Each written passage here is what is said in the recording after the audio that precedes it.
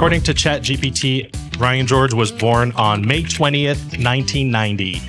That is absolutely not true. I was born on June 21st, 1989. I don't know where it got that information from, but it's off by about a year.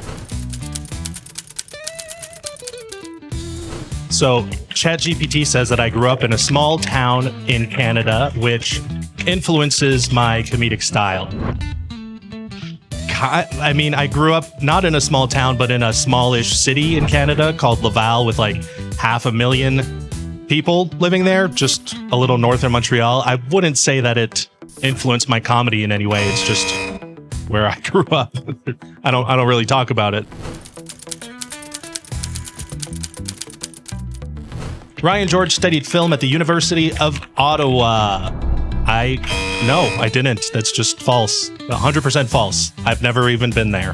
ChatGPT also says that I honed my storytelling skills at the university, Ryerson University in Toronto, and that is also false. I don't know why ChatGPT thinks I went to these Ontario universities. I did not at all. Ryan George studied film at Concordia University in Montreal.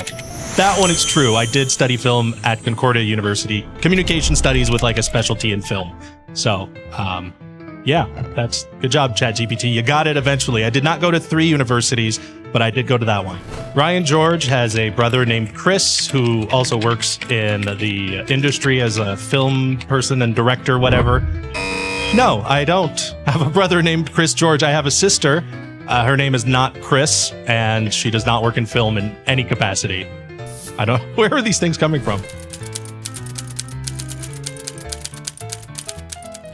Ryan has won several awards for his online content, including a Streamy Award. Not that I know of. They didn't notify me if I did win anything. Do they email you if that happens? No, I'm not an award winner. He reached over 5 million subscribers in 2023. Not really. I mean, maybe if you add up all the platforms and the channels together, you might get something resembling that figure, but I don't have 5 million subscribers anywhere, like in one spot. That maybe one day.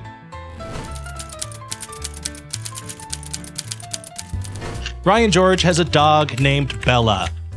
Ryan George does have a dog, but his name is Louie. Bella's a beautiful name, though.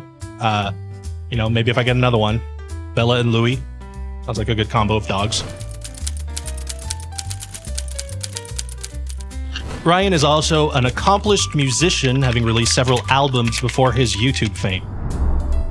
No, I'm not an accomplished musician. I can't even play an instrument. I can do the song, that tequila song. I could do that at karaoke where you just have to say the word tequila every couple of minutes. Tequila.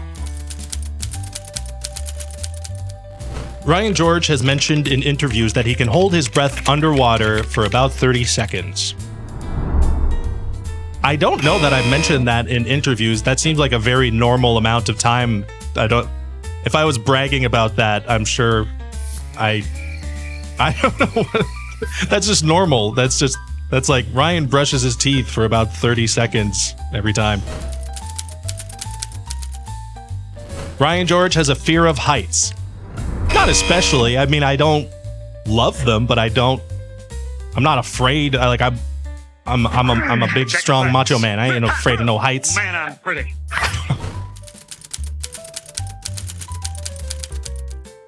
The first episode of Pitch Meetings was released in 2018. Very close. At the end of 2017, like November 2017. It's basically 2018. Each episode runs about 10 to 15 minutes. God, no, that's so long. No, like 5 to 7, maybe. It would take me weeks to do 10 to 15 minute episodes, and I don't think people would stick around for that long. The series features Ryan as both the writer and the executive, humorlessly simulating a pitch meeting where ridiculous film ideas are presented. Yes, that's true. You got it. Good job, ChatGPT. Each episode typically follows a formula where the writer presents an outlandish idea and the executive responds with enthusiastic and often nonsensical questions or comments. Also true. That's a good description. The executive's name in Pitch Meeting series is Guy. No, it's producer Guy. So, half points. The writer's name in Pitch Meeting series is Ryan.